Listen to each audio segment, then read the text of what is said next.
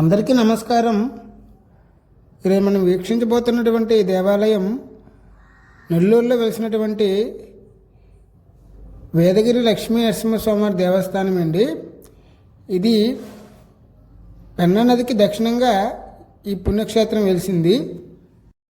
ఈ దేవాలయంకి వెళ్ళే దారిలో ప్రకృతి చాలా రమణీయంగా ఉంటుంది. ఎటు చూసినా చెట్లు, పచ్చని పొలాలతో చాలా ఆహ్లాదకరంగా మనకి కనువిందు చేస్తుంది. మనం ఈ కొండపై ఎక్కడానికి మనకి మెట్ల మార్గాలు, అదేవిధంగా ఘాట్ రోడ్ కూడా ఉంటుంది. ఇటువైపు వెళ్తే మెట్ల మార్గాలు వస్తాయండి. స్ట్రైట్గా ఇప్పుడు వెళ్తున్నాం మనం రోడ్లో, స్ట్రైట్గా వెళ్తే ఘాట్ రోడ్ వస్తుంది. అది కూడా ఆర్చి కనిపిస్తుంది కదా, ఆ పైనుంచి వెళ్ళాలి మనం ఈ కొండపై వెళ్ళడానికి ఇక్కడ టోల్ గేట్ కూడా ఉందండి. అక్కడ ఛార్జ్ చేస్తారు.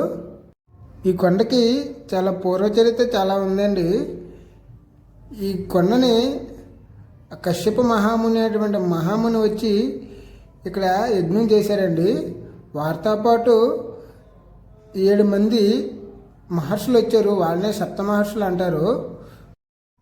కశ్యప మహర్షి, సప్త ఋషులు వీరు యజ్ఞం చేసిన ప్రాంతం చూపిస్తాను. ఆ ప్రాంతం చూపించినప్పుడు మీకు ఆ వివరణ మీకు క్లుప్తంగా చెప్తాను. ప్రస్తుతం మనం ఘాట్ రోడ్లో వెళ్తున్నామండి. ఈ ఘాట్ రోడ్లో మనకి ఎటు చూసిన ప్రకృతి రమణీయంగా చాలా కనువిందు చేస్తుంది. అదేవిధంగా మనకి ఇక్కడ కృష్ణార్జునులు తరిగితే ఇక్కడికి ఈ కొండపైకి అశ్వత్థామ వచ్చి తలదాచుకున్నారని చెప్పి పురాణాలు తెలుపుతున్నాయండి. ఈ కొండపైన అశ్వత్థామ గృహాలు ఉన్నాయని చెప్పి ప్రతీతి, కానీ ప్రస్తుతానికైతే మనకు తెలియదు ఎక్కడున్నాయి అన్నది కూడా. మనం ఘాట్ రోడ్ అంతా ఎక్కేసామండి. చివరికి గుడిని చేరుకున్నాం. ఈ గుడి దగ్గరే పక్కనే పార్క్ కూడా ఉంటుందండి. ఈ గుడి చుట్టూ గిరి ప్రదర్శన చేయడానికి మార్గం ఉంటుందండి. గుడి చుట్టూ తిరగచ్చు మనం. చాలా చక్కగా ఉంటుంది. ఈ కొండపైన కళ్యాణాలు కూడా చేసుకుంటారండి. మనకి కొండ ఎక్కిన తర్వాత నెల్లూరు జిల్లాలో ఉన్నటువంటి దక్షిణ ప్రాంతం మొత్తం కూడా చాలా క్లియర్గా కనిపిస్తుంది మనకి. ఇప్పుడు మనం చూస్తున్నాం కదండి, ఇది కొత్తగా ఏర్పాటు చేశారండి. ఇవి ఒకప్పుడు ఇవి ఏం లేవు ఇక్కడ. మనకి దీని పక్కన గాలిగోపురం కనిపిస్తుంది అండి. ఇక్కడ గాలిగోపురాలు ఉత్తర భారతదేశంలో ఉన్న గాలిగోపురాలకి, దక్షిణ భారతదేశంలో ఉన్న గాలిగోపురాలకి చిన్న వ్యత్యాసం ఉంది. ఇక్కడ గాలిగోపురం, దక్షిణ భారతదేశంలో ఉన్న గాలిగోపురాలు పెద్దగా ఉంటాయి. ఉత్తర భారతదేశంలోని ఎక్కడైతే విగ్రహం ఉంటుందో అక్కడ ఉన్నటువంటి గోపురం పెద్దగా ఉంటుంది. ఈ రెండింటిని గమనించాలి మనం. ఆ గాలిగోపురానికి ముందే మనకి చిన్న మండపం కనిపిస్తుంది కదండి. ఆ సైడ్ ఒక మండపం ఉంది, ఈ సైడ్ ఒక మండపం ఉంది. ఇవ్వండి కనిపిస్తున్నటువంటిది స్వామివారు ఉన్నటువంటి స్థలం. ఒక నరసింహ స్వామివారు విగ్రహం ఉంది కదండి. ధ్వజస్తంభం శిఖరం కూడా చూడొచ్చండి మనం ఇప్పుడు ఈ వీడియోలో చూడండి. ధ్వజస్తంభం పైన శంకుచక్ర నామాలతో చాలా చక్కగా నిర్మించారు ఇవి. తర్వాత మనం ఇక్కడ ప్రతి సంవత్సరం కూడా చూస్తున్నటువంటి గరుడ వాహనం బంగారు గరుడ వాహనం అయింది. ప్రతి సంవత్సరం కూడా ఈ వాహనం పైన 11 రోజులు ఉత్సవాలు చేస్తారు స్వామివారికి. ప్రతి దేవాలయానికి స్థల పురాణం ఉన్నట్లుగా ఈ దేవాలయం కూడా స్థల పురాణం ఉందండి. ఈ స్థల పురాణం దేవాలయానికి వచ్చిన ప్రతి ఒక్కరు కూడా ఖచ్చితంగా స్థల పురాణం తెలుసుకోవాలి.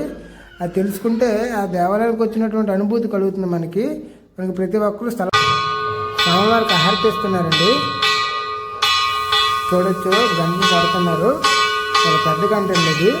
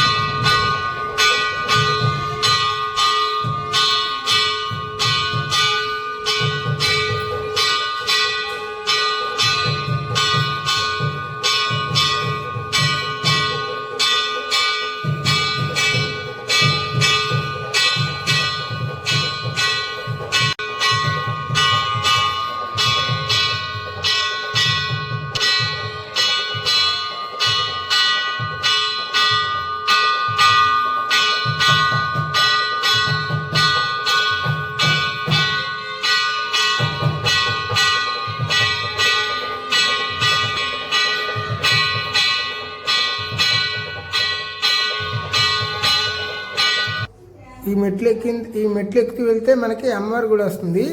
స్వామివారి గుడి పక్కన ఉంటుంది అమ్మవారి గుడి.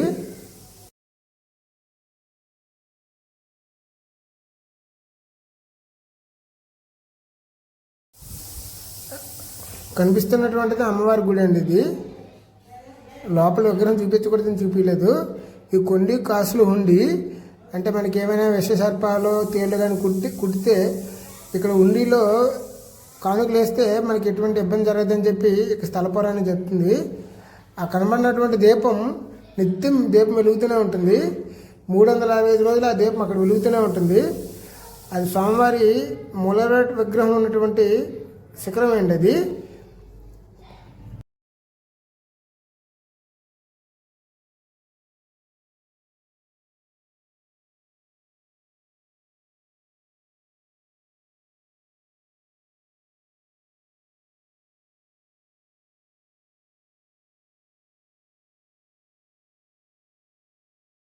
భక్తులు మొక్కులు తీరాలని చెప్పి ఆ చెట్టుకి ముడుపులు కడతారండి. ఇక్కడ పిల్లలు కనిపిస్తున్నారు కదండి, వీళ్ళు నెల్లూరు జిల్లాలో రత్నం స్కూల్కి చెందినటువంటి పిల్లలు. ఇది గొప్ప విషయం, పిల్లలకి దేవాలయాలకు తీసుకురావడం. ఇప్పుడు మనం స్వామివారి పాదం దగ్గరికి చేరుకుంటున్నామండి. కనిపిస్తున్నదే స్వామివారి పాదం. అక్కడ పైన ఉంది కదండి, ధర్మధ్వజం ఎగురుతుంది కదా, అక్కడ స్వామివారి పాదం ఉందండి. స్వామివారి పాదం నరసింహస్వామివారు కాదండి, వెంకటేశ్వర స్వామివారి పాదం అది. అక్కడ ఒక పాదం మాత్రమే కనిపిస్తుంది. తిరుమలలో వెలవడానికి ముందే స్వామివారు ఫస్ట్ ఇక్కడికే ఈ కొండపైన కాలమోపారంట. ఇక్కడ స్థల పురాణం చెప్తుంది. ఆ పాదం దగ్గర చేరుకోవడానికి కొంచెం మనం కొండ ఎక్కాల్సి ఉంటుంది. కొంచెం చూసుకొని ఎక్కాలి ఆ కొండని కూడా, ఎందుకంటే ముళ్ళతోనే ఎటు చూసినా చెట్లు పొదలతో కనిపిస్తుంది మనకి ఆ కొండ. దారి కూడా కొంచెం ఇబ్బందికరంగా ఉంటుంది. చూడండి, దారి రాళ్ళు రప్పలతో కూడుకున్నటువంటి దారి అండి అది. ఆడికి వెళ్ళేటప్పుడు చిన్నపిల్లలతో వెళ్ళేటప్పుడు జాగ్రత్త వహించాలి మనం.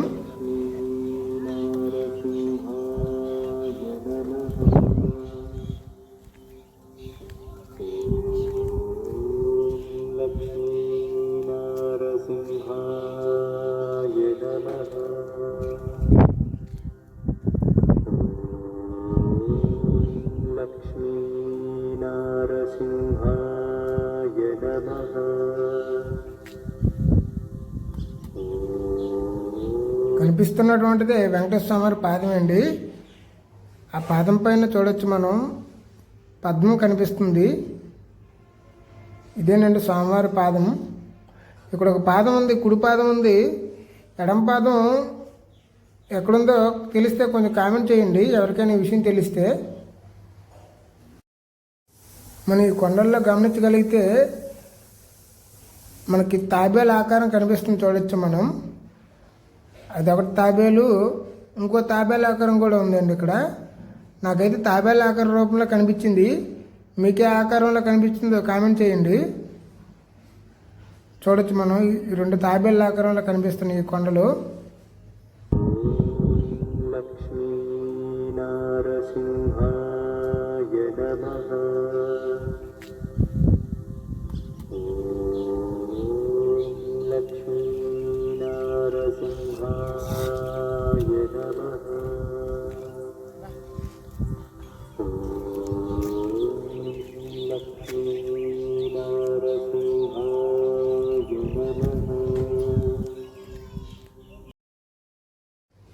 స్వామివారి పాదం నుంచి కానీ మనం చూసినట్లయితే చుట్టూ చాలా చక్కగా ఉంటుందండి.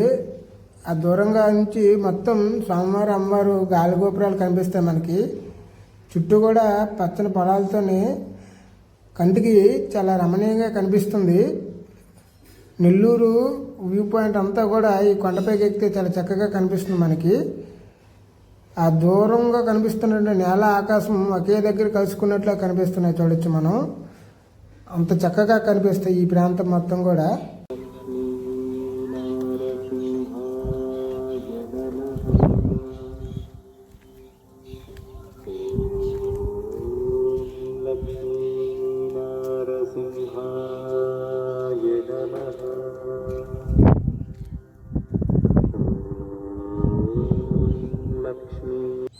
ఇప్పుడు మనం సప్త కొలంలో ఉన్న ప్రాంతానికి చేరుకుంటామండి.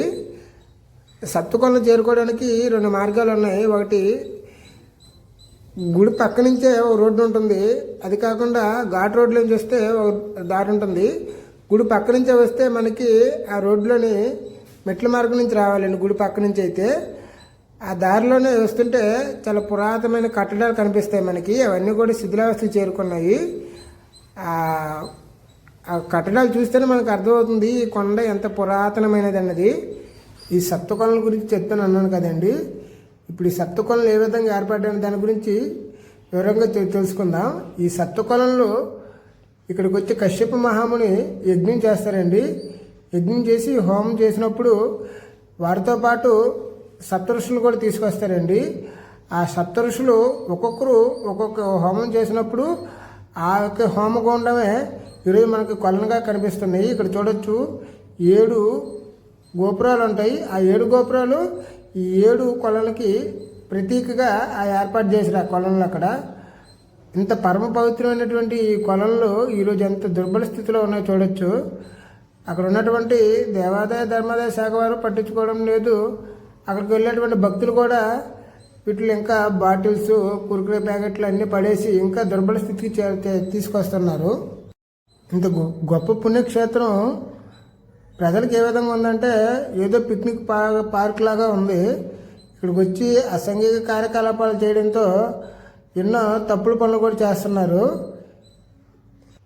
సప్త ఋషులు వచ్చారు, కశ్యప మహాముని, అదేవిధంగా ద్వాపరయుగానికి చెందినటువంటి అశ్వత్థామ కూడా ఈ ప్రాంతానికి చేరుకున్నారంటే ఎంత పుణ్యక్షేత్రం మనం అర్థం చేసుకోవాలి. ఇక్కడ ప్రతి కొలను కూడా చాలా లోతు ఎక్కువ ఉంటుంది కనుక ఎవరు దిక్కకూడదు. ఈ పుష్కర్ని సోమవారి చక్రస్నానం కోనేరంట. ఈ ఒక్కదానికి తాళం వేశారు, కన్నీటికి మామూలుగా వదిలేశారు.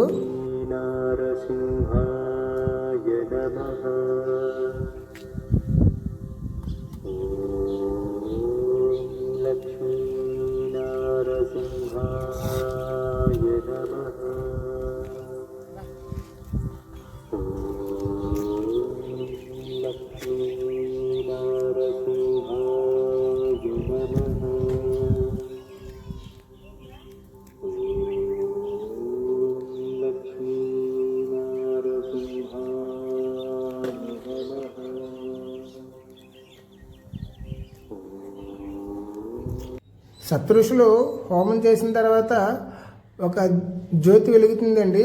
ఆ జ్యోతి అలాగే గాల్లో వెళ్తూ ఇప్పుడు ఎక్కడైతే సోమవారం విగ్రహం ఉందో అక్కడ అంతర్ధానం అయిపోతుంది. అందుకనే ఆ పైన చూశారు కదండి, ఫస్ట్ దీని వీడియో కొంచెం ముందు నిత్యం జ్యోతి వెలుగుతుందని దీనికి ప్రత్యేకగా ఆ జ్యోతిని అక్కడ పెట్టారు. ఇంత పవిత్రమైన స్థలానికి భక్తులు వచ్చేటప్పుడు వాటితో తీసుకొచ్చేటువంటి ఏవైతే ప్లాస్టిక్ పదార్థాలు ఉంటాయో మళ్ళీ వాటితోనే తీసుకెళ్ళి ఎక్కడైతే డస్ట్బిన్ ఉందో అక్కడే వేయాలి. ఎక్కడ పడితే అక్కడ వేసేయడంతో ఈ ప్రాంతం చెడిపోతుంది, పర్యావరణ కాలుష్యం జరుగుతుంది. అది గమనించాలి భక్తులు.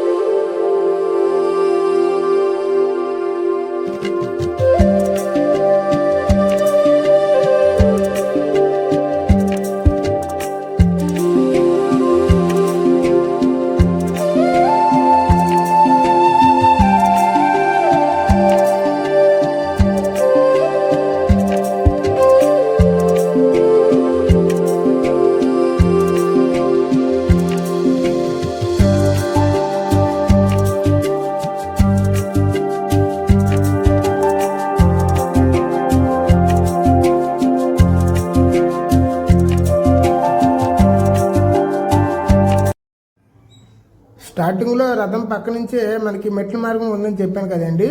ఇదే నేను మెట్ల మార్గం దారి. ఈ మెట్ల మార్గంకి వెళ్ళడానికి రోడ్డు ఉంటుంది. అక్కడ మనం ఏమైనా వాహనాలు ఉంటే పెట్టుకొని మెట్ల మార్గం నుంచి మనం పైకి ఎక్కొచ్చు. మనకి మెట్ల మార్గానికి చేరుకోవడానికి దారిలో మనకి శివాలయం, అమ్మవారి గుడి ఉంటుందండి. ఇదిగోండి ఇక్కడ మెట్ల మార్గంగా ఎక్కేవారు ఇక్కడ నమస్కారం చేసుకొని ఇంకా మెట్లు ఎక్కడో స్టార్ట్ చేస్తారు.